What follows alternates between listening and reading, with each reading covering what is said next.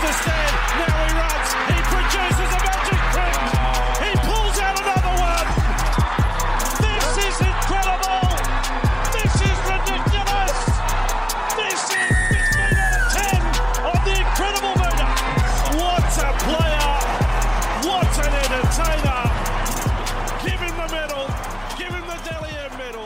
Hello, footy fans, and welcome back to the Chip and Chase podcast on a Tuesday today. We're one day late for our normal round review. Of course, round 27 done and dusted. That is the end of the NRL Telstra Premiership regular season as we look forward into a very, very exciting final series that's coming up this week. We have gone and previewed them to a slight degree over on the Casual Athletes channel, so that's why this one's a bit late. But if you guys haven't gone and seen that, go give that a look in over on the Casual Athlete on YouTube.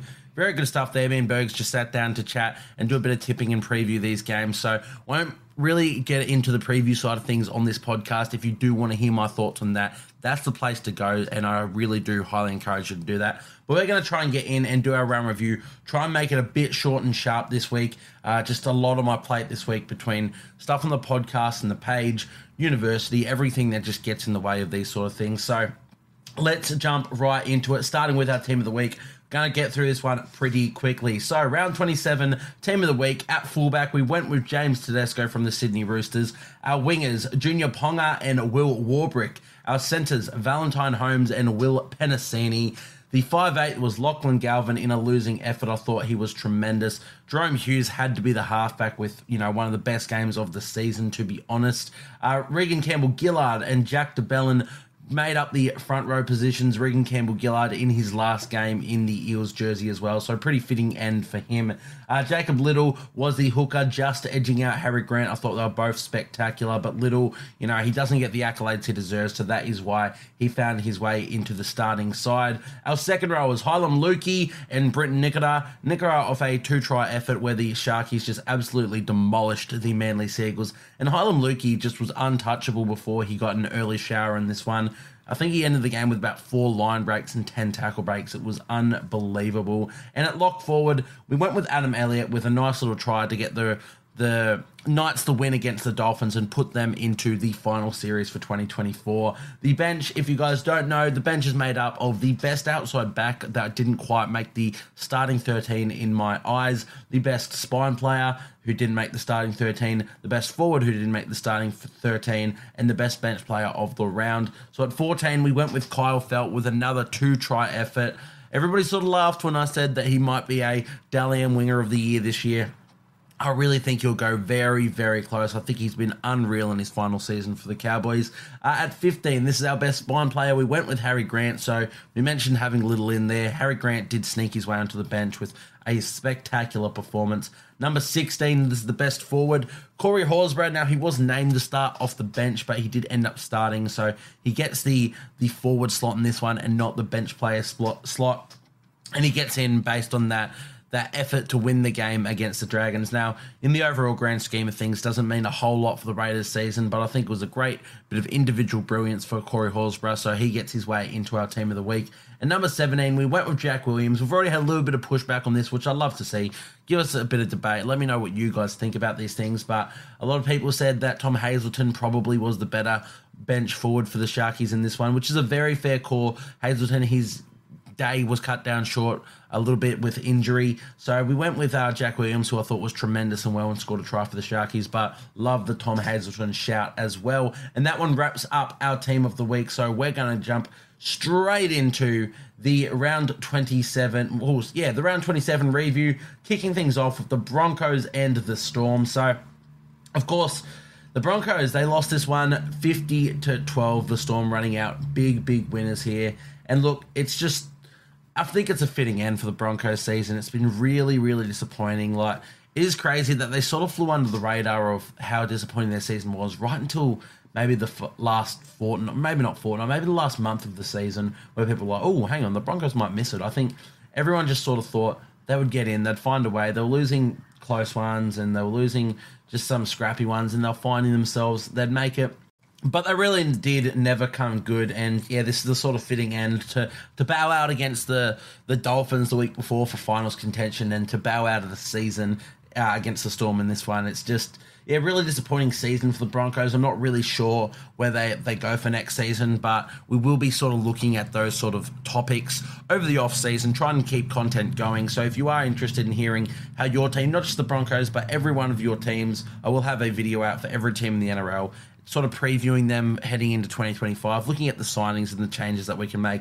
I'm going to try and get a guest on of each side into those podcasts to make it pretty engaging. Of course, if you're a footy fan and you support your side, you do normally know your side a little bit better than you know, just the rest of the general league. You look a bit deeper. So we'll try and get a Broncos fan on for that one and talk a little bit about that and head into that. But for 2024, it has been disappointing. In terms of standouts in this game, look, there weren't a huge amount, and I guess you can probably guess that by the score, I should say.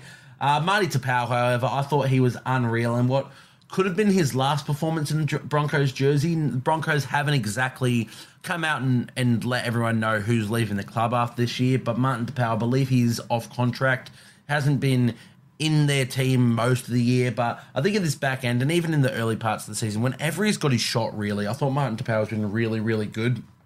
And yeah, for this, if it is his last game in a Broncos jersey, he couldn't have really played much better, to be honest. I thought he was unreal. And yeah, I feel like another club could do a lot worse than pick Marty Tapau up on cheap and let him play 30 minutes off the bench in any aspect. He did top the meter count for the Broncos in this one with 148, and he only did that in 26 minutes on the field. So unreal stuff from Martin Tapau.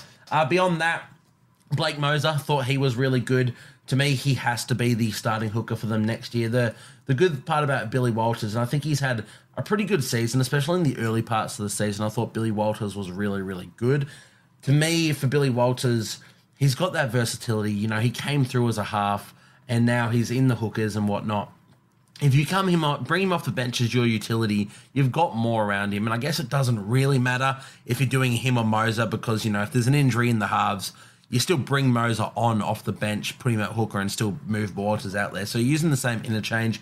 But for me, I think Moser, he's already having such an adverse effect on results so early into his career. He's an absolute gun. He's been highly touted for such a long time. To me, Blake Moser would be the man to start for the Broncos in the hooking role next year. And Billy Walters to come off the bench, in my opinion. But just with Blake Moser as well, that play that they put on for one of their 2 tries. They didn't score too many. Was it the Josh Rogers try, I think it was. Thought that was a gorgeous little play, and it made you wonder why the Broncos weren't doing more of that. So, shout out them. Beyond that, for the Broncos, look, I just wanted to give a quick mention to Corey Oates, and I thought it was really good to see the fans getting around Corey Oates and farewelling him despite the result of this game and the season as a whole. And, there's been a lot of conjecture about Corey Oates for this year and even last year. He's getting on in age and he doesn't quite have the pace that he had before, but he's been a fantastic servant of the Broncos club, and his achievements have seemingly been overshadowed by, the disappointing year and whatnot. So I thought it was really good to see the send-off that he got, the tunnel made for him, the fans that stuck around clapping him off. That was really good. And yeah, I think looking back, Broncos fans will look at Corey Oates in a much better light, and as they should. He's been a fantastic servant for them. So congratulations, Corey Oates. Not quite sure where he ends up, if it's in the NRL, if it's retirement, if it's over into the Super League, but whatever he chooses, if this is where it ends now, he's had a fantastic fantastic career as Corey Oates. So shout out to him. For the Melbourne Storm, look, this, to be honest, is the performance I've been waiting to see from any side, but especially from the Storm for a long, long time. They're well and truly my premiership favourites now.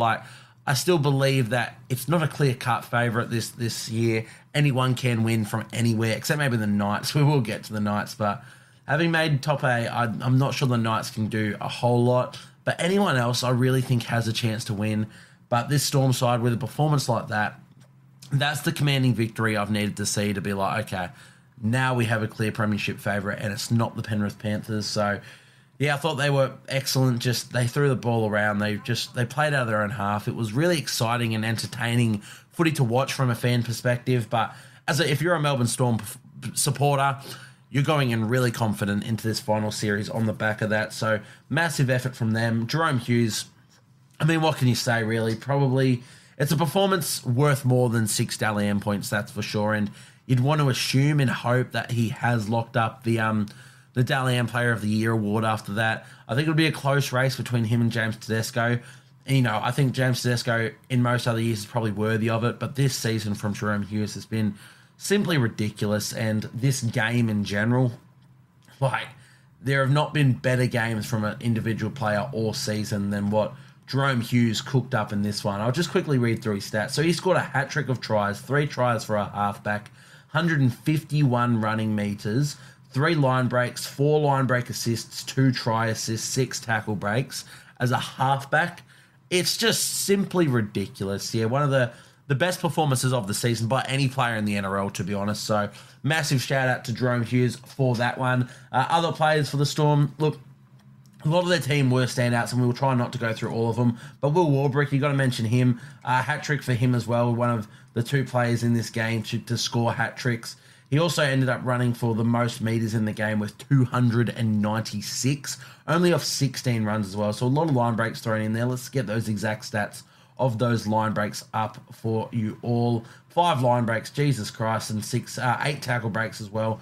It's been really good for Will Warbrick. I think earlier in the season we mentioned him as being out of form and even suggested that the Storm drop him, but since about that midpoint of the season, his second half of the season has been absolutely unreal, and he's elevated himself way beyond what he did last year, where he had a fantastic rookie season. And yeah, his second half of this season has been so good. So I want to give a massive shout out to him. Obviously made our team of the week, and with the stats like this, you can't deny it. And with him in this form, he's turning into one of the premier wingers in our competition with his mixture of size, speed, and skill. He's going to be really hard to stop in the final series. So massive shout out to him. Beyond that, Harry Grant, will give a quick mention to him as well. Scored another try from hooker. He brings him up to about 8 or 9 for the season, which is pretty darn impressive. 97 run meters from hooker as well. And of course, a line break and 2 line break assists. He was really good, Harry Grant. So massive shout out to him. You expect that, it's Harry Grant. He is the best hooker in our competition. And I don't think it's really close. I think just consistently and what he can bring in any given game, he is the best. And yeah, games like this, it really goes to show his class. Beyond that, though, for the Storm, as I said, we're not going to give everyone a shout-out, but everyone was really good. Eliesa Katoa as well, scoring another try and 162 run meters. He's putting on a great thing. And I believe that was the entire right-hand side of the Storm minus Nick Meaney. So Will Warbrick scored 3. Eliesa Katoa scored 1. Jerome Hughes scored 3. And the one man I bet on this week, Nick Meaney, to score a try, scored 0. And I don't know if you guys watched the game, but he had one sit up in his lap, chasing a kick into the in goal. Literally just all he had to do was catch the ball and put it down, and he dropped it. And cost me a bit of money there, but we won't hold it against Nick Meaney. He had a really good game regardless. But yeah, Storm, yeah, they're tracking really well for finals, aren't they? So going to be a really exciting final series, and I can't wait to see them. They take on the Sharkies next week in Melbourne, which, you know what we saw from the Sharkies this year in that Melbourne game where they got the upset victory. Can they do it again? I'm not sure, but I'm really excited to see how that game pans out. Let's get into the next game. The next game, of course, being Spoon Bowl. The Tigers and the Eels, and maybe disappointing for me as a fan, despite the fact I'm not a supporter of the Tigers.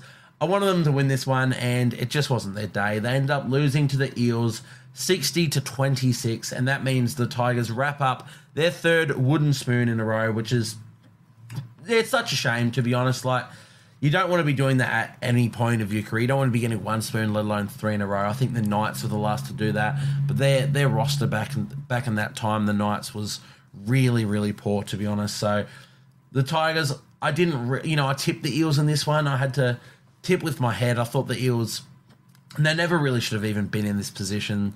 To be honest, they're a far better football side, and I mean that with the utmost respect to the Tigers.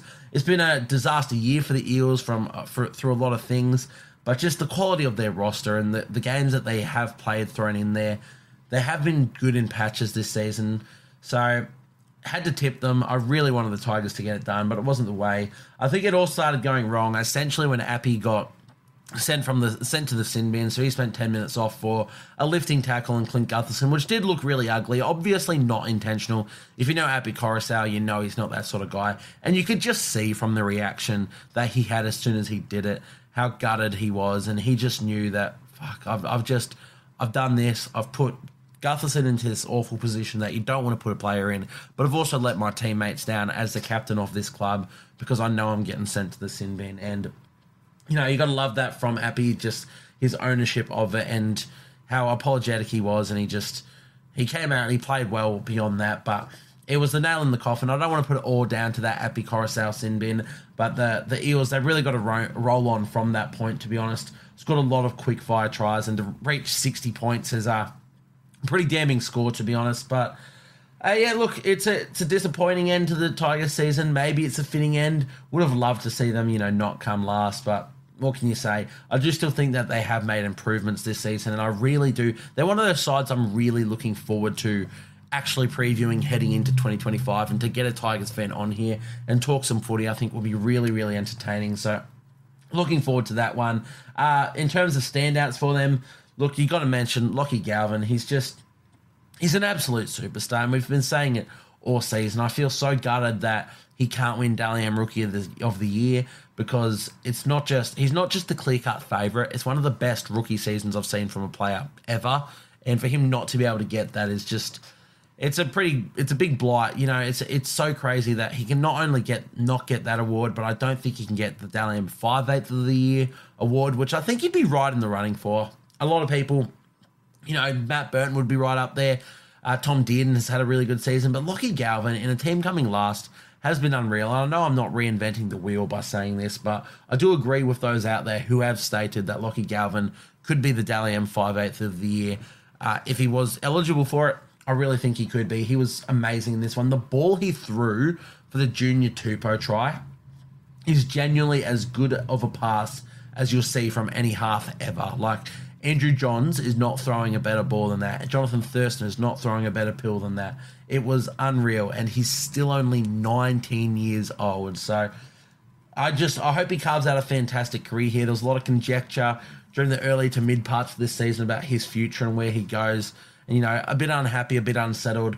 I want to see him carve out and be the face of this franchise, hopefully for the rest of his career. And with what he's doing so early on in his career, he could go down as an absolute great. And we don't want to heap that pressure on someone at his age, but God, he's an exciting young footballer.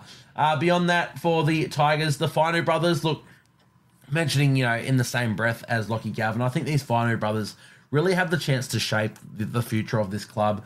They're so talented, and I think they can be, along with Lachie Galvin, be those players to really elevate and lead this team through the dark side. You're going to have your experienced players in and around there as well. Api Coruscant as the club captain, amazing, but I don't see them really improving to a massive point while Appy's, there for the rest of his career. I don't see Appy winning a premiership win with them, but if he can help lead them and guide them and give them that experience, these Fino brothers and Lachie Galvin, I think they'll be the face of the franchise if they stay there and carve out a great legacy for them. So really exciting about them. They've still got a few raw moments, those Fino brothers, but you cannot deny the talent that they have. So thought they're pretty exciting. And Heath Mason, I wanted to give a massive shout out to as well. I think he's got a bit about him, Heath Mason. Very polarizing performance in this one. He had a few errors, a few blemishes, but God, he tries so hard, and you just love to see it at his size, and to come into the grade the way he has. I think he's been really, really good. 10 tackle breaks in this game, 128 metres. And I think he had some really good moments in defence as well. The one-on-one tackle he made on a runaway rampaging Micah Sevo was unreal. There was another one later on where he tried to cover a tackle on the in goal and got bumped by Micah, which, fair enough. There's been plenty of better fullback that have tried and failed to tackle Micah Sevo close to the line. But that one where Micah Sevo was on that runaway sort of run, and Heath Mason just came and put the left shoulder of his body into him and got him to ground. I thought that was unreal. So shout out to Heath Mason. As I said, bit of a back and forth performance, but he's got so much to him, and I can't wait to see him progress in his footballing career. For anyone else for the Tigers, not a whole lot. Josh Felaherty scored a try, which is really good. One of their young guns, someone that they've had a lot of raps on. And Isaiah Papali'i also scored a try in his final game for the club, as did Junior Tupou, to be fair, of course, off to the Dolphins. So shout outs to all of them. Tough season for the Tigers. Disappointing result, but hey, you just look forward to next year. And look, when you look back at the season as a whole, I don't know, I'm not a Tigers fan, but to me, I think they've improved. I think they've been good. So you just take that. For the Eels, look, there's a lot of standouts here, as we mentioned with the Storm. There's a lot that we can't get through, but I will pick and choose my best ones. But as I said, really great performance from them. They still leaked 26, but at this point in the season, it really doesn't matter, your defence and attack. You just come out to play some footy, have some fun, and avoid the wooden spoon. And they did just that. I'm sure they had a lot of fun scoring 60-odd points in this one. So shout out to them. We said that they should have never really been in this position, and realistically, they shouldn't have. They're a team that I had very close to the top 8 or even in the top 8 this season, and it's been a disaster year, no doubt. Lots of bad things that have come their way between injuries, the coaching saga, lots of, it's just been a tumultuous season for the Eels, but really good finish for them, and they didn't really deserve the wooden spoon as much as I would have liked to see them have it, just purely so the Tigers didn't get it. But yeah, they come out, they avoid it, and congratulations to them. In terms of their standout players, I thought Will Penasini was unreal. Of course, he made our team of the week. Also someone that we had as part of our bets for a try scorer. Ended up snagging 2 in this one, so did above and beyond what we wanted of him. He had 12 runs, though, Will Penasini, for 203 metres. As I mentioned, those 2 tries. 1 line break as well. So to do that, to make 212 metres or 202 metres, whatever that was, in 12 runs with only 1 line break, he is just, he's an exceptional player. Been one of their best all season, to be honest. I don't think he's really missed a game, Will Penasini. And he's just, in a dark time for him, he's just tried, and he's going to keep getting better. He's still so young, and he's got so much talent. So, I thought Will Penasini was unreal, to be honest. Mike Acevo, look, he's showing a lot better attitude, to be honest, Mike Acevo. This is the thing that we've wanted for him. We know he can be the best winger in the comp. He's got that unique blend of size and skill and speed. But he hasn't had that work ethic, and he hasn't had that attitude to really elevate himself.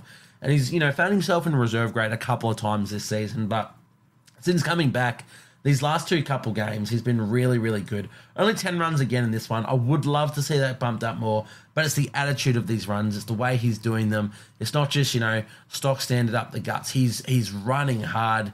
The break he made, it's not just catching the ball off that kick and going down. It's catching the ball, stepping, and making it away down that sideline. So thought Mike Acevo was really, really good, and I'm just really liking the attitude from him. Hopefully the new coach can keep that attitude in him and instill that confidence and belief in himself to be the best winger in the comp, because if he does, he's a very, very scary sight, is Mike Acevo.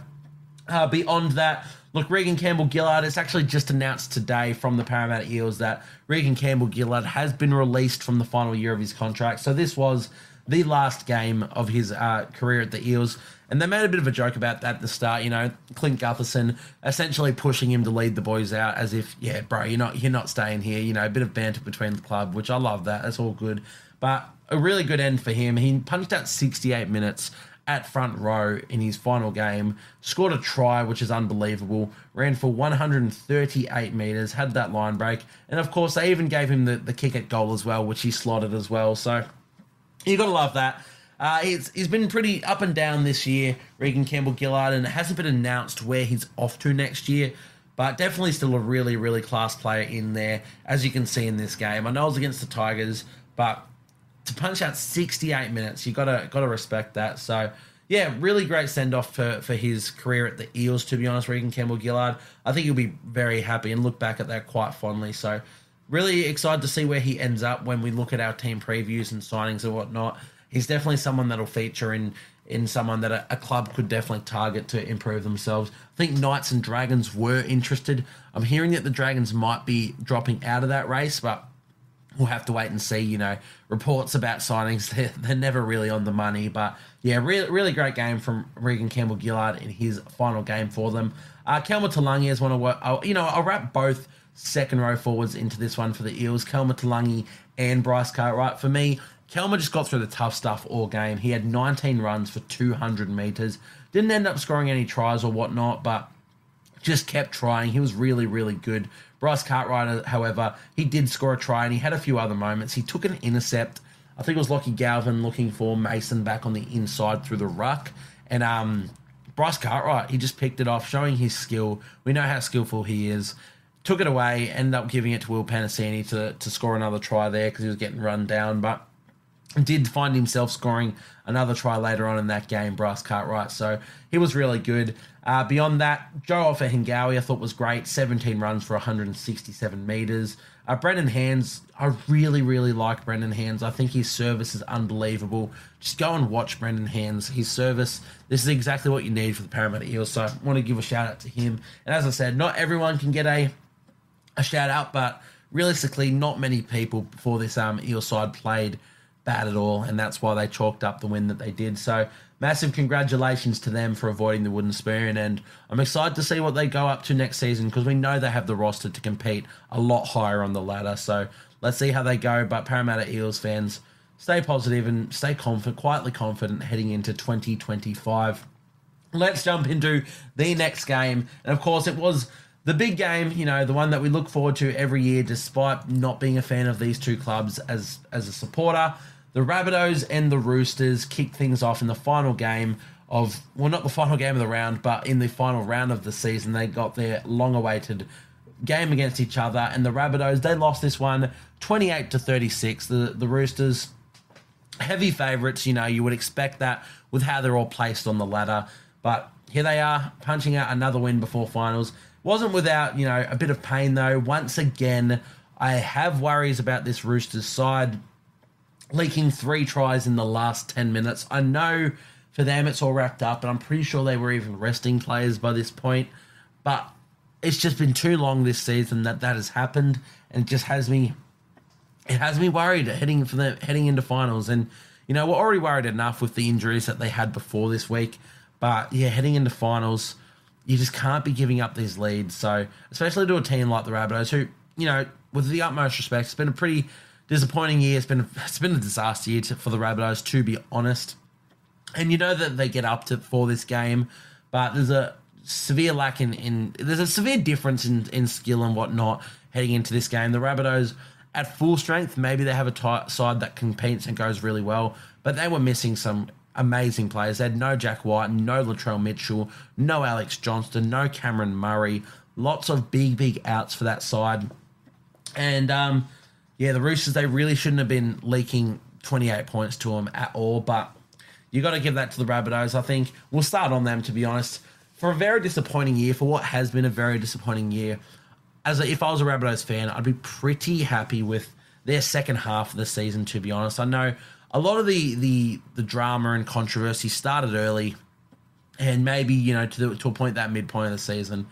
From then on, it's just been injuries and whatnot that have kept you back, and you can't really blame Ben Hornby as a coach for not getting results because he's only interim, and I think he's done a really good job, Ben Hornby, to be honest.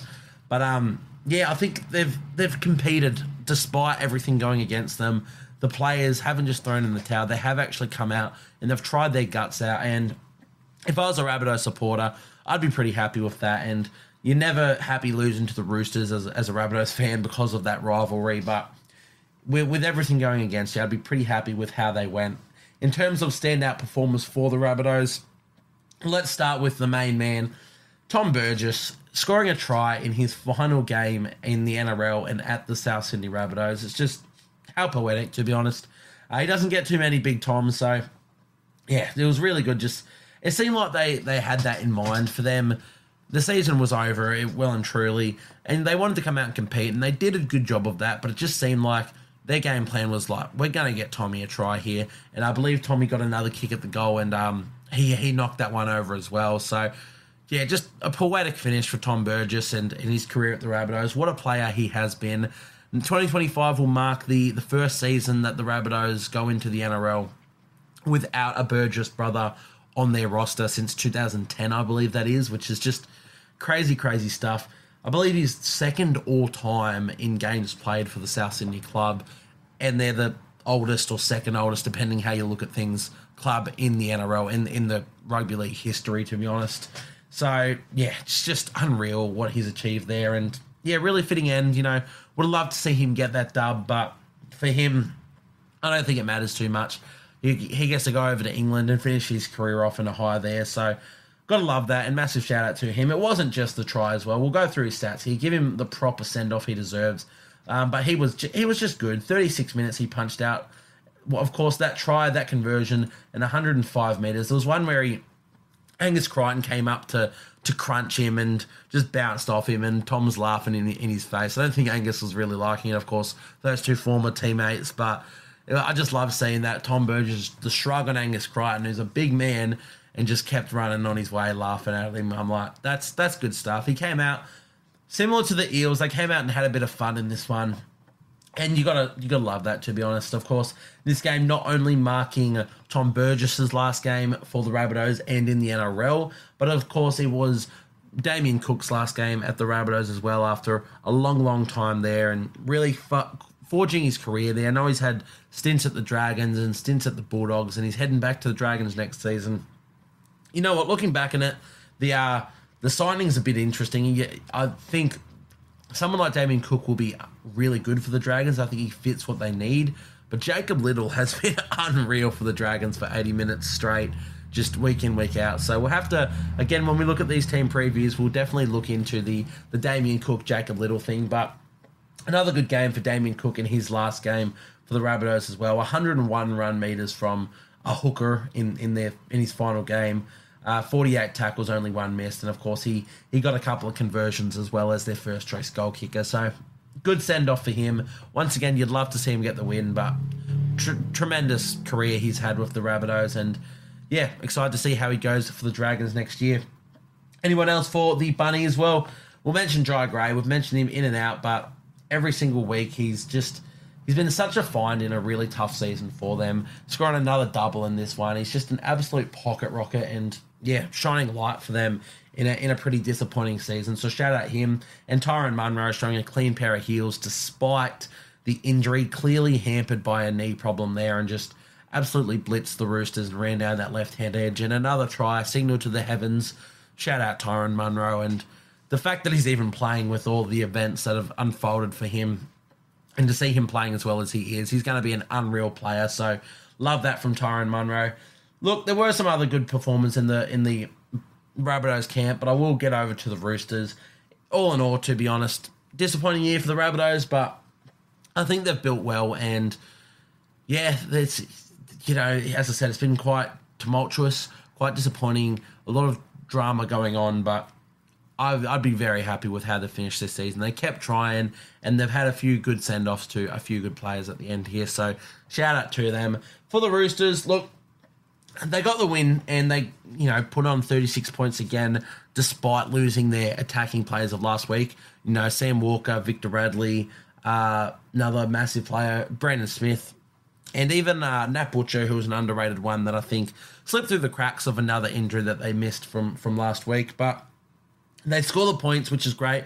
Shows their attack is still there, and I thought Sandon Smith especially stepping into that halfback role. He had some really silky moments. I think, was it the ball he threw to Tupanua? Might have been. I thought that was a gorgeous, very, very silky pass, that one. So it's good to see that they've still got that attack in them, but for me, it's just wanting to see the defence, and leaking those points late was quite disappointing for the Roosters, in my opinion, and yeah, just watching them have my concerns about them. But look, they got the win. That's all you can ask for. They're primed for finals, and they're ready for that. As I said, I'm pretty sure they started resting by the point that the Rabbitohs made their late comeback anyway, so they're not going to be too worried about it. In terms of standout players, let's start with Mark Nwanganitawase. I believe I smashed out that name pretty well. I try and get these pronunciations pretty well, but Mark Nwanganitawase, God, he is a classy footballer. Considering this is his first game, I believe what I heard was his fourth or fifth game of rugby league since he was like 14. And his first game in the NRL, scoring that try, the catch he made to score that try, it's unbelievable. He levitated. was sitting in the air and flying to score that try. And it was unreal watching that. But beyond that, to be honest, like he scored that try, which is amazing as a try in general, and to score that on your debut in the NRL, just extraordinary. But he followed that up with a kick-saving, or a try-saving kick defuse, I should say, where the Rabbitohs tried to go to the left and they kicked it over the top, and he puts the hand up to, stop the ball getting to the winger, catches the ball, then offloads it to Joey Manu, I think it was, and they make a break down that side. So it wasn't just a try-saving kick defuse, but it was a try-saving kick defuse turned into making 50 metres up the field into a break. So, and then he backed it up with another really, really good read in defence where he shot up and made a fantastic one-on-one tackle as well, like 3 minutes after that. So, yeah, what can you say? I think everybody saw he's going to be such a classy player. For him to be doing that, obviously he's older in his years. He's played a lot of union. He's not coming in as a very raw, 20-year-old, 19-year-old. But you can just see that once he fully learns this game, he's going to be such a classy player. And they've got a really good one on their hands next season to replace a lot of the massive losses, sure. Is he going to fully fill the boots of Suoli'i and Joseph Manu? Maybe not, but I think you can see in this game the class that he has. And I keep saying the word class, but that's really what came to me in watching his performance. He's such a classy player. He's going to be so good, and I can't wait to see him next season and potentially into this final series. Maybe not. Dom Young and Daniel Tupou you'd expect them to come back, but if he does get a shot through injury or whatnot, I really already back him to do a fantastic job there, despite his limited experience. So, yeah, I thought he was unreal, to be honest, Nwanga Nitawase, and yeah, really, really excited to see how he progresses next season. Someone I'll be looking at in Supercoach. I don't know what his price will be at, but God, just based on that one game alone, I think I want a slice of Nwanga Nitawase. Who else? Junior Ponga, to be honest. Look, we mentioned Nwanga Nitawase. The one who actually made our team of the week was Junior Ponga, and he's just someone I've always rated. I've watched come through the junior grades and just really, really liked what I've seen. He had a shot with the Tigers and didn't fully pan things out there. I don't think he was ever bad there, but Roosters threw him a bone and gave him a shot here. And every single time he's come in to play first grade, I think he's been really good. Now, when it comes to their wingers next year and their players next year, you'd assume Nwanga Nitawase probably locks up one wing spot. Oh no, Daniel Tupou's been re-signed, hasn't he? So it's the centres that they need. Yeah, because Daniel Tupou and Dom Young will be the wingers. So it's actually both centres that they need in Suoli'i and Joseph Manu to be replaced. I'm not sure if Mark ends up playing centre next year. He feels like a winger, but if he wants to learn centre, I think it's throwing it a bit too much at him next season. Centre's a really hard position to defend in, and for someone so early in his rugby league career, it might be too much for him. But Junior Ponga, he's someone that I think will 100% feature in round one next year and probably for their season, barring injury or whatnot.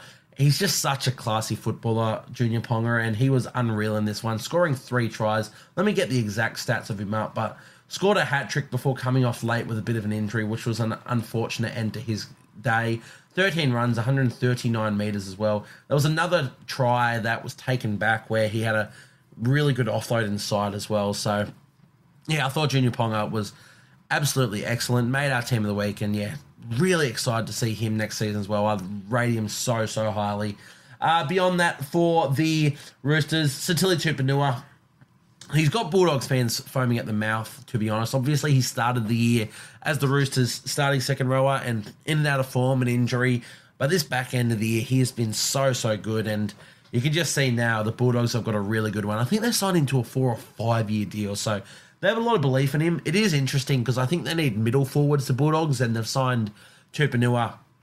You'd expect to play him edge. Could probably have a really good fist of it in the middle, but to me he's an edge player, and this game really showed that. He's so good.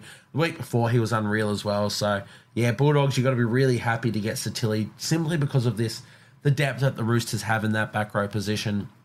It just means that you get someone as great as Satili Tupanua come to you for virtually nothing. So You got to love that. And lastly, for the Sydney Roosters, James Tedesco.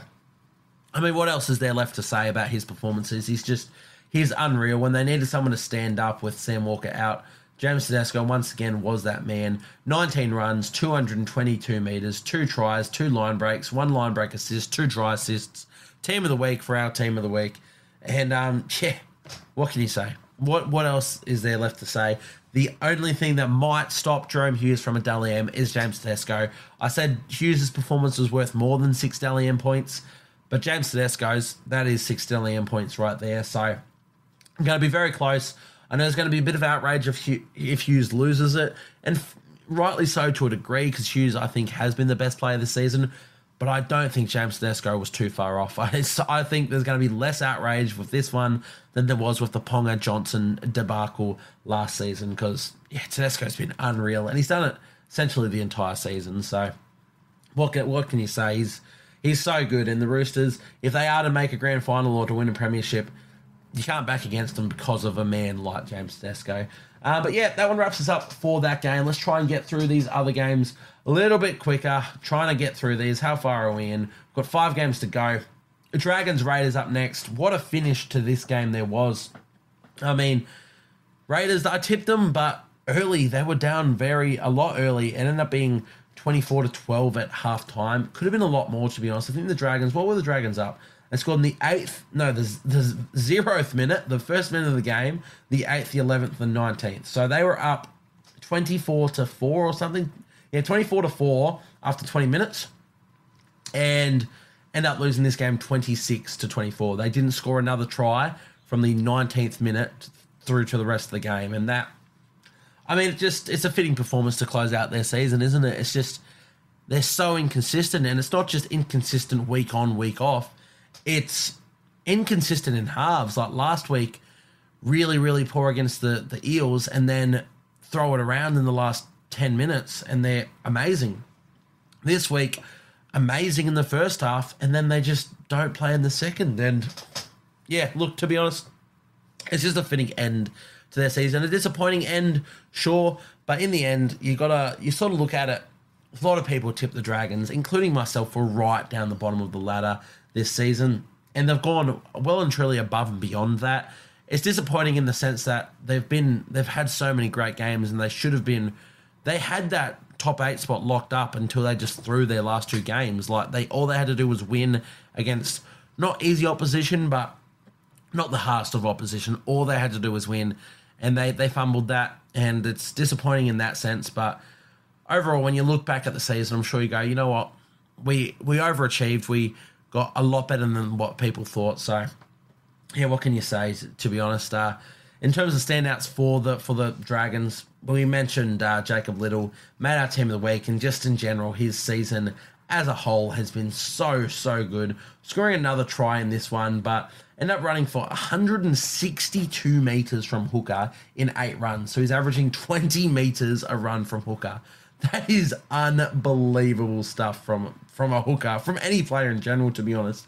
Averaging 20 metres a run, 3 line breaks. He essentially, he didn't have the try assist, but should have been a try assist where he put the kick through for Tyrell Sloan, then Sloan turned it forward again, and then I believe it was like in King Tongia, scored his first NRL try, which was really good to see him get that one. But essentially, that's on the back of Jacob Little again, and a bit of Tyrell Sloan brilliance as well. So, yeah, I thought he was unreal. Anyone else for the Dragons, though? Look, not really. I don't know. Like, they weren't awful. Their second half was really bad. I thought Tyrell Sloan had some really good moments, and he had some really good moments in attack, running the ball a fair few times, and just he's a classy footballer, Tyrell Sloan. Zach Lomax was all right. Moses Sully made a lot of meters, but I don't know. Jack DeBellin, I should mention, actually. 24 runs for 223 metres from Jack DeBellin. He was really, really good. Ended up making how many tackles? 27 tackles for 0 missed as well. And I thought Jaden Sewer had another really good game as well with 190 metres and a try. But, yeah, I mean, it's really hard to be massively supportive of them. It's a really disappointing end. They had that game wrapped up. And, maybe wouldn't have meant that much in the grand scheme of things in the end. the Knights win, so they don't make top 8 anyway, but finish the season on a high for your fans, could ya? Especially when you have the game wrapped up. Unfortunately, I think Ben Hunt was poor again, and I don't know what to do with Ben Hunt now. I don't know if he still wants to be there. He hasn't been playing nearly as good football this year as he has in previous years, and I don't know if that's down to the fact that he doesn't fully want to be there. I don't really have the answers to it, but another poor performance from him, unfortunately, from your captain and your main superstar player. So, yeah, just a bit disappointing that. I don't know what else there is to touch on. Let's move over to the Raiders, who did get a great win. As I said, started pretty poor from them. The Dragons came out really, really well in that first half and really put the Raiders to the sword. But they fought back well with tries to Danny Levi and Xavier Savage in that first half to keep it relatively close, only down by 12 or 10 at halftime. But the big thing for them is that they kept the Dragons scoreless in that second half, and they ran in 3 tries, the last being in the 2 minutes to go before the end, and Corey Horsburgh puts through a kick to himself and regathers and scores a try to win the game. And it's like, oh, what can you say? Corey Horsburgh, shout out to him. And I believe now it's come out that he is going to remain with the Canberra Raiders, which is great. I think he just fits that team. And, a lot of clubs, including the Dragons, who they were up against in this one, were after his signature, and rightly so. He's a great player. But I think, to me, he just feels like a Canberra Raider, and I want to see him carve out a nice little career there. And what a great game to finish the season for the Raiders and to win that one. Give the fans a lot to, look back on and love. They finished the season so well, not just with this game, but they finished the season with 3 straight wins. So shout out to the Canberra Raiders. In terms of other standout players, Albert Hopewade I thought was really good, just kept running that ball. Scored a nice little try on that left-hand side as well, so I thought he was good. Ended up with 265 run meters, by the way, Albert Hopewade. Mental stuff. Hudson Young, once again, essentially since Origin, getting dropped from Origin, he has been one of the best second rowers in the NRL. 221 meters from Hudson Young, 17 runs and a try. He was so good. That try as well, just the pace that he had to just absolutely send it around Tyrell Sloan, one of the quickest players in our comp. It was, unreal stuff. Beyond that, Joseph Tarpany was really good. Josh Papali'i was really good. Look, there weren't too many actual negative performers for the Canberra Raiders, so I won't go through them all. But yeah, really good finish to their season. I'm sure Canberra Raiders fans are quite happy with that one, and it's just an exciting end as well. Not just to get a win in your final season, but to have it come down the way it was with matchups and whatnot playing a part. Some of the content that they produced, preying on the Knights and Dolphins having a draw so they can make finals, was entertaining stuff there. And of course, Corey Horsburgh scoring the final 2 minutes the way he did.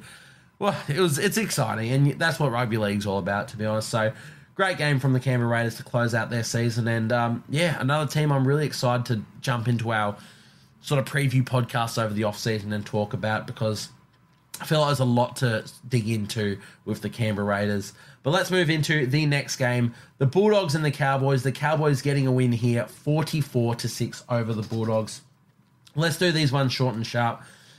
Bulldogs, it seems like they're running out of gas, to be honest. I know they were without a fair few players in this one. Still no Matt Burton, and unfortunately for Drew Hutchison, who was his replacement, really poor performance in this one. So I think at halftime he actually didn't come back out. They just decided, you know what, we're going to keep you on the bench, mate. So to essentially hook one of your main starting halves in this one, it's pretty tough. It's pretty hard to get benched when you're any player and you're playing a shocker. But yeah, it was an absolute shocker from Drew Hutchison. He seemed pretty high spirits on the bench as well, which is good. I don't want to see a player it's one of the worst things when you're having a poor game, then you get hooked and you just got to sit there from the sidelines and watch it take place. It's awful. So it was good to see him having a few jokes and laughter on the sideline. He won't look back on it. Hopefully he's someone that can just, not hold this as one of the worst performances of his career and just bash up his confidence too much. But yeah, it was a tough performance. But other things that went against the Bulldogs, they were without essentially their entire defensive left edge. There was no Josh Adokar, there was no Bronson Jerry, and they even had Jarrell Skelton ruled out as well. So came in with a few defensive matchups, which weren't ideal. It was good to have Stephen Crichton back, but didn't do a massive amount for them as they lost this one massively. But for me, it just comes down to, I don't know if they're running out of gas at this point in the season. The big thing with the Bulldogs is it's really hard to get up the way that they have. You know, to win every game and to win as many games as they have takes it out of you in general. But when you're fighting an underdog battle every single week, no one's given them a chance until now. It takes a lot of out of you. Whether or not they get bounced out first week of the finals or not, it has been an unbelievable season for the Bulldogs. I'd like to see them go on and get a win in finals just to keep that, you know, fairy tale of their season alive. I don't see it happening, but regardless if they do or not, it's been a really, really good season for the Bulldogs. In terms of standouts in this game, I thought Connor Tracy had a few really good moments. I really liked, there was the try saver he made on Kyle Felt when Kyle Felt took that intercept. Thought that was really good. And, you know, Connor Tracy, I always love just how he plays his footy. I really, really rate Connor Tracy. But beyond that, I thought Jonathan Sewer and, you know, even Eli Clark to an extent on their debuts were really, really good. Eli Clark got absolutely crunched by Jeremiah Nanai in his first touch of the ball, the old welcome to first grade moment, and he just got up and kept going about his business. Thought he was good. He ended up being, was he their only try scorer? Who was their try? No, Toby Sexton scored a try, fair enough. But Jonathan Sewer as well, who ended up on the other wing, 20 runs for 175 metres for him as well. Really good stuff, especially with them losing Jarrell Skelton next season to the Tigers. Jonathan Sewer seems like that sort of player that can just jump in and be that big meter eater when they have injuries, or just still a young body, still got a lot to learn in his game, but exciting player, both him and Eli Clark. So there's a lot more to be excited about there for the Doggies, but beyond their run meters, Eli Clark as well, running for 101. No forwards made it over 100 metres, the highest being 86 from Max King.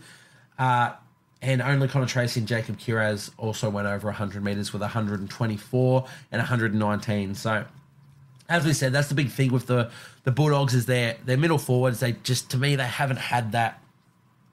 Not the depth is one thing, but they just haven't had the real alpha dog in their pack, and they're playing quite above their weight, as we've mentioned. And it's going to be really hard to get victories when it comes finals time against clubs that do, like the Cowboys. I don't think they have the best pack in the comp, but they've got some great ones in there, you know, Jason Tamalolo and Ruben Cotter. They were without Jordan McLean in this game, and Griffin Neame and Sam McIntyre, I thought, stepped up amazingly. Griffin Neame is someone that we've always really, really liked here at the Chip and Chase podcast. 16 runs, 147 metres for him. Sam McIntyre, though, who ended up starting at front row, 18 runs from him and 173 metres. Hylam Lukey, we mentioned in our Team of the Week, 11 runs, 157 metres, 1 try, 4 line breaks, and 8 tackle breaks. Just unreal. He actually butchered a couple of tries as well, where he went through on those breaks and just didn't look for support. Of course, they ended up scoring, you know, the set after that, so it didn't really matter. But yeah, you can finally see that explosiveness and the excitement that he's had for a long, long time. A lot of people had him touted higher than Jeremiah Nanai coming into grades, and injuries only held him back, but these sort of games are where you get to see how good of a player he is. Jason Tamalolo, 35 minutes again, 13 runs, 125 metres. It is interesting. I know he's coming back from injury, but I want to see what the Cowboys do with his minutes heading into finals. For me, I know you want to preserve Tamalolo, but if you want to win finals games, I want Tamalolo playing 45, 50 minutes a game, maybe even more than that, because he's so good. So this one didn't really matter. You didn't need to put him back out because you had a big win up your sleeves, but yeah, I want to see him in more minutes when it comes to finals. So I think the Cowboys are going to be a really exciting side in finals as well. Just so much attacking flair. They've got players across their park that can really hit you. Murray Talangi, 202 metres, 2 tries, one of them coming off a great intercept. Valentine Holmes, 16 runs, 128 metres, scored a try as well. Kicked, by the way, with Valentine Holmes, 20 points in this game, kicked 7 from 7. He is unbelievable off that kicking tee, so shout out him. Kyle Felt, we mentioned in our Team of the Week as well, on the bench. Another 2 tries from him and another try-saving intercept, which he didn't quite, skirt the lengths of the field. Got run down by Connor Tracy, but 16 runs for 196 metres from him as well. And Scott Drinkwater, 20 runs, 167 metres, 1 try assist, 1 line break assist, 6 tackle breaks. So they've got so much attack. Even Viliami Volea, who I didn't mention, had 2 try assists and 2 line break assists, as well as 120-odd metres. Yeah, what can you say? This is such an exciting footy side. I want to see them go all the way. I really do. I'd love to see the Cowboys make it. I don't know if they can, just because of their inconsistency, but they have the side to do it. So really excited to see where they take things from here. Let's move into the next game. We've spent a little bit less time on that one, but we've been here for almost an hour already, and I don't know who's even listening in this far. Next game, the Penrith Panthers defeating the Gold Coast Titans 18-12. Really close game. Did not see a result like this one happening. I thought they would really come in with a bit of confidence. I know they haven't been playing too well, the Panthers, but the Titans, their season's over. They've thrown in the towel, and the Titans, they have a lot to play for. They still had to win this game to lock up that home semi. They also just have to show that form heading into finals, which I haven't think that they've shown for a substantial period now. I think they've been really poor, to be honest, and it has me quite worried about them. I know they're the Panthers. I know they just trudge along, and when finals come, they go up another gear. And I know they're doing it without Nathan Cleary, and he'll make such a difference to this side. But I wanted to see a lot more from them. I thought the Titans, they didn't get the win, but I think they take a lot out of this heading into next season. They tried right down to the end, from forward pack to wingers. They were just really, really good. And we'll start on them, to be honest here. Scoring 12 points. Jaden Campbell, one of the tries of the Titans, was an unreal effort of Jaden Campbell, just picking up a loose ball and just the stepping, the way he absolutely breaks, was it Liam Martin's ankles in the step, and then as he stepped that, he does another step to beat Dylan Edwards at fullback. He is unreal. He's such a great mover of the footy, Jaden Campbell, and I still think fullback he's a fullback to me. He has issues at 5'8", and I do like, if it's to get as many of Brimson, Campbell, and Keanu Keaney on the field at once, you find positions for him. But for me, Jaden Campbell, he just feels like an out-and-out fullback, and in this game it showed why. He topped the meter count for the Titans as well with 182. As I said, he had that try as well. He was just, really, really good. So I loved what Jaden Campbell brought. Beyond that, Lofiana Khan-Pereira showing off his speed once again, picking up a loose ball and running the length of the field. Brian Kelly had good moments. Bo Fermor was really good. Actually, their entire back five, essentially. We had 156 metres from Khan-Pereira, 148 from Kelly, 152 from Fermor, 114 from Fafita, 182 from Jaden Campbell as well. So they were all really, really good. And in their forward pack, I know numbers don't really look at it, but I thought they were really good. Mo Fodawaker and Jamin Jolliffe took it to him. I thought Isaac Liu had really good moments in his limited spell on the field as well. And, of course, this was his final game in Titans colours, as was Aaron Clark's as well, with the Warriors just announcing his signing. So these two players will depart the club. This was their final game for the club. It wasn't the result that they wanted, but they tried their hearts out, the Titans, and you got to give it to them. So there's not too many players I can talk about and say they were absolute standouts. But for me, as an overall club performance, I thought they were really good, and they really stuck into this game. And look, I am still excited for them heading into next season. Also, I want to give a shout out to Tanner Boyd, to be honest. I thought he was really good last season. This season he's been in and out of form and in and out of the side. He came into this side at 5'8", with Jaden Campbell moving to fullback with Keanu Keaney out. And I thought he was really good, Tanner Boyd. So who knows what they do with their halves and with their team in general. It's one of the biggest things you can never guess with the Titans, but they've got the talent to do something next season. I really can't wait to see how they progress. For the Panthers, however, look, they got the job done. Wraps up second spot on the ladder, which gives them that home final. Means they take on the Roosters in Penrith. Going to be a really exciting game, that one. Expected to have Nathan Cleary back for that one. You can't really look at this performance and be like, I don't think, Ivan Cleary is going to be too bad at it. To him, it's just get the win, move on to finals. But look, I don't know if they were fully rusty. I mean, they definitely were. Their attack wasn't there, and sure, a lot of that can come down to no Cleary.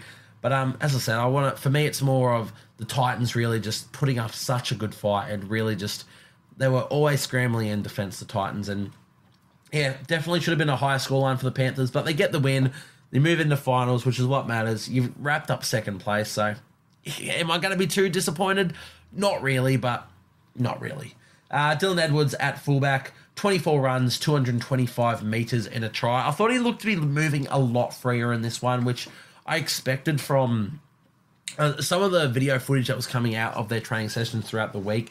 The weeks leading up to this, he's looked pretty pretty hampered by that injury, but in this one looked to be moving a lot freer. And even if he isn't, he puts his heart and soul on the line for this club. Also scored a try. Well, I said he scored the try. Also had the try assist for the other try and 6 tackle breaks. So great performance for him to finish the regular season for the Panthers. I thought Brian Toto was excellent again. He was a bit quiet last week, and honestly, for a couple of weeks before that, I think he's had some quieter games. Never been bad. Like, Brian's Toto's standard of quiet is probably better than 99% of the other wingers in this competition, but because he's so good, we hold him to such a high standard. But in this one, back to his 200-metre waves with 214, actually the exact same amount of metres as his wing partner in Sania Taruva, so shout out to both of them for their 214 metres, but the thing that set them apart is that Brian done it in 3 less runs, and he scored a try, so he gets the chockies over Sania, who, once again, that's actually not a dig at Sania Taruva. Thought he was really, really good as well. And to me, it's been quite baffling why he's been in and out of this side. I know it's probably, some can say form and some can say defensive reads. For me, Isaac Tungo, once again, he's got so many issues and wasn't like awful in this game, but for me, Sania Taruva has been a scapegoat for Isaac Tungo this season, to be honest. Paul Alamotti as well, 18 runs, 170 metres for him, and he kicked all of their goals, which was really good. Beyond that, not many standouts. Again, it wasn't like a performance where anyone was necessarily bad. Not that I can remember off the top of my head. I thought Isaiah Yeo was good as ever, which, you know, you've always got to mention. 80 minutes again for him, 126 metres. And his tackle, he just made so many tackles. There it is, 46 tackles for him, 48 from Mitch Kenny as well. And for me, the biggest player for them, I thought Lindsay Smith this season, him and Liam Henry coming off the bench have been unreal. James Fisher-Harris departing the club to the Warriors next season, it's a loss that you can't really fill the shoes of. But Lindsay Smith and Liam Henry, they are well and truly equipped to be a starting front row. And whether or not they're as good as a James Fisher-Harris, maybe not. But with 21 runs for 191 metres from Lindsay Smith off the bench and 14 runs for 128 metres off the bench for Liam Henry, God, I think they can make a fist of it. So I'm definitely not hard-pressed to rule the Panthers out of next season as well. And, as I said, they're heading into finals pretty strong. I know I'm spending less time on it, and sorry if you're a Panthers fan, but what else is there to say? You're the best. You're one of the best teams in the comp. You have been for 4 years in a row now. You're heading into finals. You're excited. You're confident. I don't think you're listening to podcasts expecting people to be like, oh, my God, they're so good. Like, you know how good you guys are. You don't need me to tell you. So, yeah, we're in for a very exciting final series this year, and I can't wait for it. Let's move into the next game, the second last game, the penultimate game, should we say. The Seagulls going down to the Sharkies 40-20, so massive win here for the Sharkies, to be honest, considering this was at Four Pines Park. I think Manly were actually, I don't know if they were favourites, but everywhere I saw in the tipping scheme side of things, everyone was going Manly, and I couldn't really understand why. Like, they've been good. No Tom Trebojevic was a big one for me, but I think people have just been riding off the Sharks for a long, long time. And I think it's a bit harsh, to be honest. We talk about how many sides go in and out of finals each and every year. Like, from 2021, which is just as far back as I can remember off the top of my head, the Cowboys made it and then didn't make... it might have been 22. So 22, the Cowboys made it, then didn't make 23, then are making it 24. Warriors made it in 23, aren't making it next year. Broncos made it last year, aren't making it this year. Like, there's always that fluctuation of sides that go in and out. And the one side that has really been a mainstay, well, not the one side, there have been a few, of course. Your Melbourne Storm, your Sydney Roosters, and your Penrith Panthers are always in there. But the Sharks are that other side that have just been in there week in or year out. And they keep getting a lot of criticism, whether or not they can win games or how they've been bounced out in straight sets for a couple of years. I think they're building nicely. I think they get a win in finals this year. I don't know if it's Melbourne and Melbourne. That will be a tough ask. We know they can do it. They've done it this year already without Nicho Hynes and without Braden Trindle. But can they do it again? I'm not sure. I give them a sniff. I give them a really big chance in that game. And I think this game, sure, they leaked 20 points. I don't think the leaking of 20 points is that big of a deal, to be honest. I think it's the Manly Seagulls. They're such an attacking weapon of a side. You can leak, if they leaked 20, 30 points, maybe it's a little bit more concerning. But again, you're versing one of the best attacking sides in the entire competition. I'm okay with leaking 20.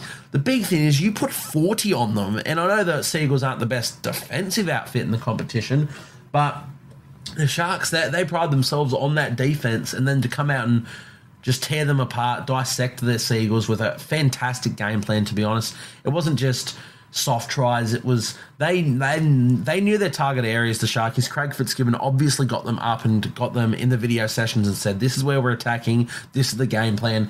And I thought they executed that absolutely brilliantly, the Sharks. So yeah, really, really happy with this performance for them. I think they're a really big threat in finals. If it's not this year, I reckon it could be next year with Adam Fanua-Blake, but I think they can make a really good fist of it this year, and I can't wait to see. I can't believe finals is this week. How fucking exciting. In terms of standouts, let's start with the Sharkies, and we'll talk about the Seagulls a bit after. Britton Nicola has to be the main man that we start on with his 2-try performance, and just really getting a lot of traffic in between Luke Brooks and Hamole Olakuwatu. As I said, the Sharks really dissected them. Thought Nicho Hynes was really good. Well, it wasn't superstar level of doing absolutely everything. I think this is the sort of footy that they need to play. I think he looks so confident and quietly just going about his business. He's not letting any of the media get to his head. He's just out there, straight-faced, serious, and ready to go about his business. 18 runs as well from Nicho Hynes for 101 metres. Of course, the balls that he threw to... Did he throw those balls to Britton Nicola? I thought it was him, but I can't actually recall. It might have been Braden Trindle. Braden Trindle also having an excellent game in this one. I think, regardless, this is the style of footy that these two need to play. Nicho Hynes doesn't need to be the Clive Churchill player in the grand final to get the monkey off his back. He doesn't need to be the best of the best. He just needs to be part of this system to win a grand final. He's still the best player in the side. Whether or not he's the best player on the day doesn't necessarily mean much to me. But this is that sort of footy I think I need to see from the Sharks. And I thought that the combo of Britton Nicola and Nicho Hynes was really good. Nicola's stats, by the way, the 2 tries, 14 runs, 133 metres, 2 line breaks, 2 line break assists, 6 tackle breaks as well, and 3 offloads. So really good stuff there. I thought his second row partner, Teague Wilton, was really good as well. He's someone that had a lot of question marks about his defence earlier this year and even, in the years previous. I think he's really made an effort to fix that up and he's getting through a lot of work as well, runs a great line. So both these players, they're probably 2 of the best line runners in the entire competition, to be honest, in Teague Wilton and Britton Nicola. So really a lot to like about this Shark side. I think Toby Rudolph, he's had a few, down games this year, but recently I think he's been really, really good. Punched out 48 minutes in this one, and just defensively, I'm really liking the efforts he's getting through. Ronaldo Mulitalo scored 2 tries. Sione Katoa scored a try. Jesse Raymond and Cal Iro doing their usual business of 116 metres and 152 metres from centre. There's just a lot to like about this Sharky side, to be honest, and we'll mention the men off the bench in Jack Williams and Tom Hazelton. 125 metres for Hazelton, 137 metres from Jack Williams off the bench, both of them scoring tries. And also Daniel Atkinson in that super sub role off the bench came on and scored a try with his first touch of the ball as well. So, yeah, I'm really excited about this Sharky side. Can't go through everyone in their side and say that they all had good games, but realistically, they really all did. I thought no one was actually poor in this one, so massive, massive victory for them, and I'm so excited for their final series. For the Seagulls, look, you can start looking at how they played without Tom Trbojevic and whether that was a big thing. Of course it's a big thing. You're never going to be as good of a side. Was Tolotau Kula that great at fullback? I thought he was good. I think, well, he's not Tom Trbojevic, and I still think he's got a lot to learn, and there's also 2 sides to the ball. The big thing about being a fullback is you have to organise your defence from fullback, and that's what made Billy Slater the best fullback of all time, in my opinion. I think Tola Taukula is to be a fullback later in his career or whatnot. He's got that to learn, but I think in attack he's still really good. 17 runs, 177 metres, and a great little try as well. Did he come out with that try assist where he put the step on, or was that a... Yeah, he came out with that try and line break assist. Try assist, line break assist, try assist, all of the shebang. He did all of them, all right? But where he caught the ball in the back of a shape and then just stepped around, used his speed to get on the outside and then offloaded it over to the left-hand side, and I believe it was Clayton Fualalo, it might have been, or Tommy Talau who scored. It might have been Tommy Talau who scored that try. But yeah, I thought he was really good. I think the Seagulls actually missed a chance to give him more space and give him the ball on the back of deeper shapes and just let him use his speed and footwork and acceleration to make moments. I think they should have lent a bit more heavily into that, but thought he was good regardless. Clayton Fualalo, someone that we've mentioned in the preseason and even this season as someone that we're really excited about getting a chance. Scored another little try in this one. I thought he was good. Homolo Kawatu had a few errors in defence, as did Luke Brooks, who were on that edge together. But he also had that fantastic try where he just carried essentially 4 bloody Sharkies over the line to score a try, which was really good stuff. Lodge was all right in the middle. I think defensively, laterally, he's not as adept as a lot of forwards need to be in today's game. But got through his work in the middle. Thought he was good. Daniel Paseka was all right. It wasn't a diabolical performance for the Seagulls, but definitely wasn't a great one. And there's a few concerns about them. Of course, they do welcome Tom Trbojevic back next week for the first round of finals. But yeah, I don't know how deep they can go. There's a few too many things or blemishes in their game, but they can definitely give it a crack and they can throw it around. In the end, if their defense is shit, all they need to do is just score more than the other teams. And if there's teams I want to back against scoring, I think I'm taking the Seagulls and maybe the Roosters, against any team. Roosters, Seagulls, Cowboys are probably my top 3 attacking teams. So if all they do is, if they concede 30, all they need to do is score 36. So we'll have to see. Definitely not ruling them out of finals. And as I said, that's what makes this final series so exciting. I think anyone is in with a shot to win it, except maybe our next team, which we'll get onto now. The Newcastle Knights defeating the Dolphins 14-6. Now, really, really good game from the Knights to win this one and wrap up the final spot in the top 8, and you cannot take that away from them. I don't want to be the Debbie Downer, but I'll get it out of the way now before we move on to the positives. I don't think this team can win a game in finals, and I definitely don't think they can win a grand final, which is fine. I don't know how many Newcastle fans truly believe that they can. I personally don't even think they've been that good of a side to even make the 8, but hey, results matter and they've made it. And in the end, this performance in general I thought was really good. They came up against the Dolphins side that put a massive score on the Broncos the week before, and they kept them to 6. And granted, there were some calls that didn't go their way, the Dolphins, that notably that Trey Fuller try that was taken back, thought that was just, I didn't like it. I can see where they're coming from, and to me it's not the most outrageous call in the world. I know Wayne Bennett has been in a press conference just ruined, absolutely ripping it to shreds, which, fair enough, you do that for your team, and I did think it was the wrong call, but I didn't think it was the most outrageous. I can see where the bunker's coming from as much as I think it's stupid. But even without that try, what they score that is 12-14. They put in an immense shift here, the Knights, an immense defensive shift to really shut out this Dolphins team. And we know that the Knights have been one of the better defensive teams of the competition this year, just quietly. They've very much flown under the radar with how good they have been defensively. It's their attack that worries me. Only scoring the 2 tries in this one, both of them coming off just Kalen Ponga brilliance and hitting just drawing in defenders into him and then hitting out and finding space with another player. So, which is something that he can do, is the brilliance of a player like Kalen Ponga. All eyes go to you when you are as good as you are.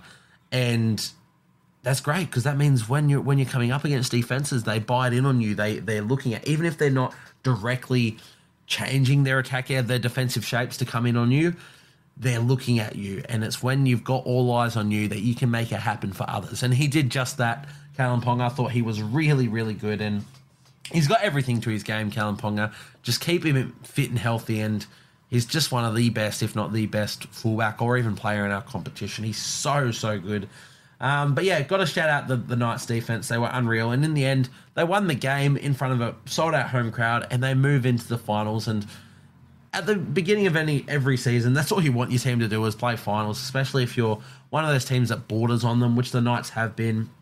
Hasn't been as great of a season as it was last year. Hasn't been as fairy tale as it was, but they make the top 8 again, which is more than you can say about a club. Like, this is still better than the Broncos, still better than the Warriors. Like, these were two teams that made top 4 last year. They were fantastic. And the Knights, while I don't think they've been that great to deserve a top 8 spot, they've had better seasons than those two clubs, and they've made the top 8. And what can you really say about that? You can't really put too much against that. So congratulations to them, to be honest. Yeah, when it comes to standout players for them in this one, we already mentioned KP and the excellence of him. I think Fletcher Sharp is really making a fist of it on the wing. I really like the combo that they have of him and Marju, with Marju being able to just get through so much work, and Fletcher Sharp just really being an ace on the end of attacking moves. And God, he moves. He had a few moments in this game where he just off the right foot, off the right foot, off the right foot. He's such a mover of the footy. Greg Marju, yeah, we mentioned him getting through his work. He was really good. I thought Daniel Saifiti was quite good. Leo Thompson was good. Adam Elliott made our team of the week, scoring a try. Had 17 runs as well and 136 metres, and 32 tackles as well. Yeah, like, they've got it. They have a side that can do something. And I don't want to fully rule them out, because if they find another level, they find another level and they're unreal. For me this season, I just haven't seen that other level.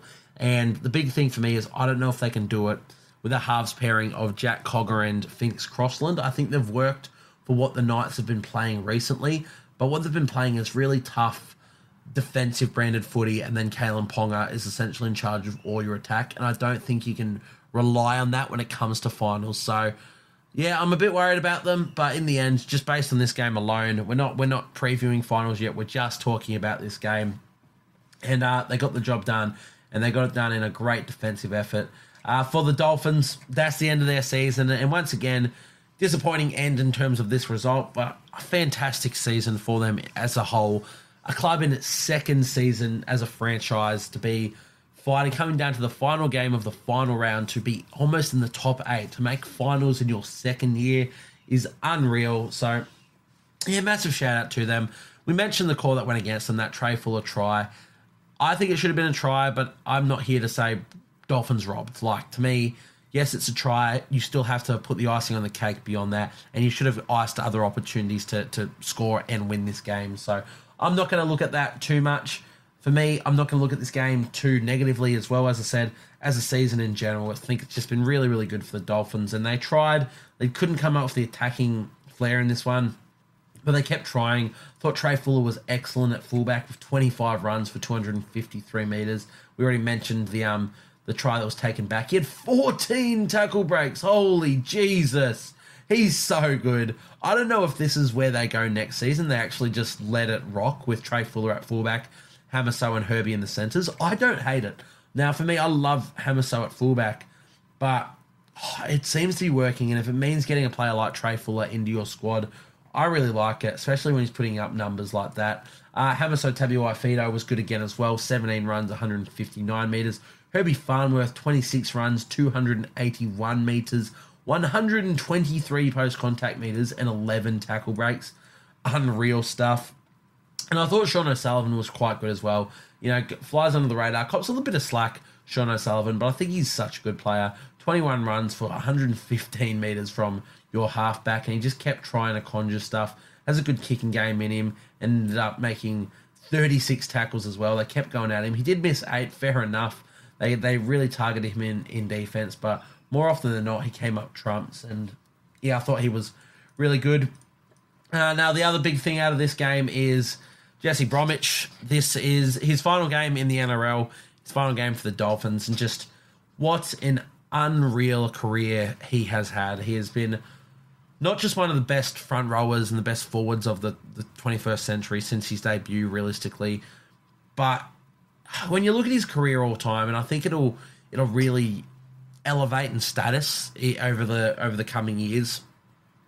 Just how good he has been. His stats line up with some of the greatest of all time. With the premierships he won at the Storm, how like his leading years wasn't just him winning premierships as a player in that position. It was him being the premier player in that position at winning premierships. There were years there that he was Dally M front row of the year and he was the best front rower, and people were looking to him to be like, I want to be a Jesse Bromwich. And then he comes to the back end of his career. He slows up in his game, but it's not just in the way that he plays his football. It's not just the way he makes meters. It's the leadership he brings to the side. For him to play 338 games or whatever it is, it's just unbelievable. And to close out a career, getting this franchise up and running and getting them to a spot, I think a lot of where the Dolphins are as a franchise comes off the back of Jesse Bromwich. So what an unbelievable career. Not the fairy tale finish he wanted. It's not a finals berth, and he had a pretty poor outing, you know, with the sin bin and whatnot.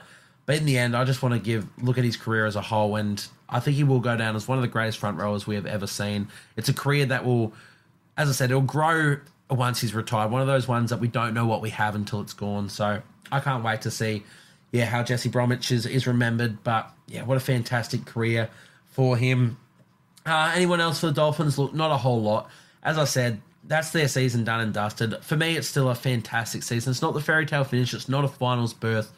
But it's such a great season for this club. And, God, I can't wait to see what they continue to do as a franchise and continue to build massive pieces to come back into it too. Tom Flegler still going to have his, I believe it's nerve surgery or something there, nerve replacement to fix his shoulder, to hopefully revitalise his career. It could see him spend another year out of the game, but if it just means that we get him back playing footy, that's really good. It would be awful to have it's awful to have anyone retire early due to injury, but someone as great as Tom Flegler retire would be just devastating. So I want to see him come back from that injury and the surgery go well, and him just come back and lift this franchise in the future. Tom Gilbert, another massive one to come back. So signings yet to be made. Christian Wolf will take over as head coach next season.